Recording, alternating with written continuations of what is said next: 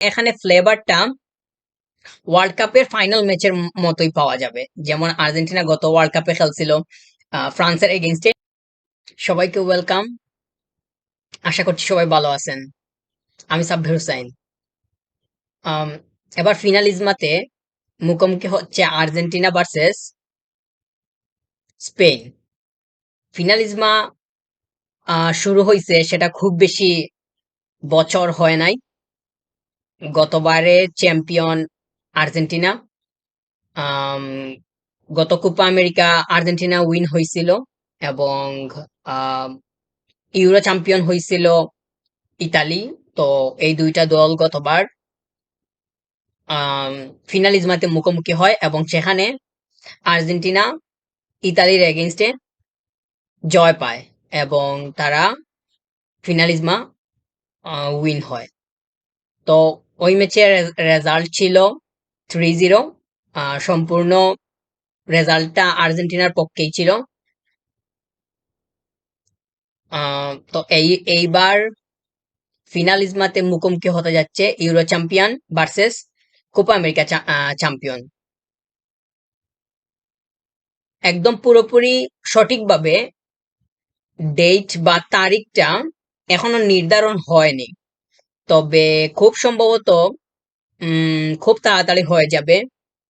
খুব বেশি দেরি দেরি হবে না, কারণ ফিনালিজমা স্টার্ট হতে খুব বেশি সময় নেওয়া হবে না। এই বছরের ভেতরেই হবে, এটা নিশ্চিত যে এই বছরের ভেতরেই হবে। তাছাড়া আরেকটা কারণ হচ্ছে 2025-25-এ আবার ইউরো হবে, এবং আমার কাছে মনে হচ্ছে যে 2025-এ আবার কোপা আমেরিকা টুর্নামেন্টটা হওয়ার সম্ভাবনা আছে। যদিও কোপা আমেরিকা 2025-এ হবে কিনা এই সংক্রান্ত কোনো নিউজ আমি মানে এখনো পাই নাই বা দেখি নাই। তবে ইউরো হবে এই সংক্রান্ত একটা নিউজ দেখছি। আম,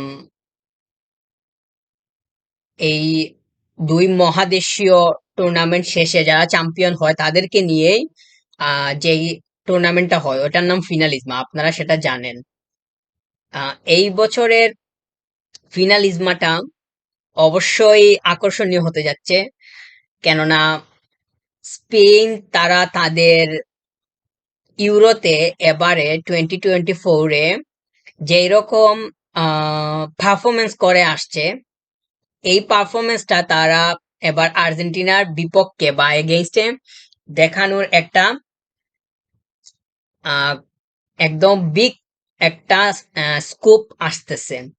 আবার অপরদিকে আর্জেন্টিনারও যেই তাদের পারফরমেন্স এবং তাদের যে রিদমটা, সেটা ও ইউরো চ্যাম্পিয়নদের বিপক্ষে দেখানোরও একটা চান্স আছে। ম্যাচটা অবশ্যই হাড্ডাহাড্ডি হতে যাচ্ছে বা 50-50 হতে যাচ্ছে, সেটা অবশ্যই বলা যাবে। কারণ কেউ থেকে কেউ কম নয়। তাদের মেন্টাল স্ট্রেংথ বলেন, তাদের খেলার ধরন বলেন, কিংবা তাদের মেন্টালিটি বলেন, যাই বলেন না কেন, দুই দলই পুরোই ব্যালেন্সড। তাছাড়া তাদের প্রত্যেকটা দলেরই, এই দুইটা দলেরই রয়েছে অবশ্যই খুবই দক্ষতা সম্পন্ন কোচ বা কোচিং স্টাফ। দুই জায়গাতেই এই ব্যাটল হবে। খেলায় যেরকম মানে মাঠে যেরকম ব্যাটলটা হবে, ঠিক সেইভাবে ডাগ আউটেও হবে, সেটা বলার অপেক্ষা রাখে না। তো আর্জেন্টিনার মুখোমুখি হতে যাচ্ছে স্পেন। আবার অন্যভাবে বললে লিওনেল মেসির মুখোমুখি হতে যাচ্ছে লামিন ইয়ামাল। যেই লামিন ইয়ামালকে লিওনেল মেসি একটা সময় গোসল করিয়ে দিছিলেন। অর্থাৎ আমরা একটা ছবি দেখছিলাম সোশ্যাল মিডিয়াতে, যে লিওনেল মেসি লামিন ইয়ামালকে একদম একদম ছোট বাচ্চা লামিন ইয়ামালকে তিনি গোসল করিয়ে দিচ্ছেন। তারপরে গিয়ে তো আজকে লামিন ইয়ামাল, এটা আমরা দেখছি। তো বলা যায় যে খুবই আহ দুইজনের মুখোমুখি বা লামিনী ইয়ামাল লিওনেল মেসির মুখোমুখি হচ্ছেন, এটা তার জন্য অবশ্যই একটা রোমাঞ্চিত বিষয় হবে বলে আমার ধারণা। আর দুই দলই বা দুইজনই তাদের নিজেদের জায়গা থেকে নিজেদের দলের জন্য যথেষ্ট দেওয়ার চেষ্টা করবে, তাদের সেরাটা বা তাদের বেস্ট, এটা তো বলার অপেক্ষা রাখে না। তো আমরা যারা ফুটবল প্রেমী আছি, আমরা তো অবশ্যই মুখিয়ে আছি যে ম্যাচটা দেখার জন্য, উপভোগ করার জন্য। তাছাড়া যদি ম্যাচের আরেকটু ভেতরে ঢুকি, যে ম্যাচে কিরকম, মানে কোন কোন দল কাকে কিভাবে আম, মানে চ্যালেঞ্জ জানাতে পারে, সেদিক থেকে যদি বলি একটু, আর্জেন্টিনা কিন্তু আহ খুব বেশি যে চ্যালেঞ্জ জানাতে পারবে।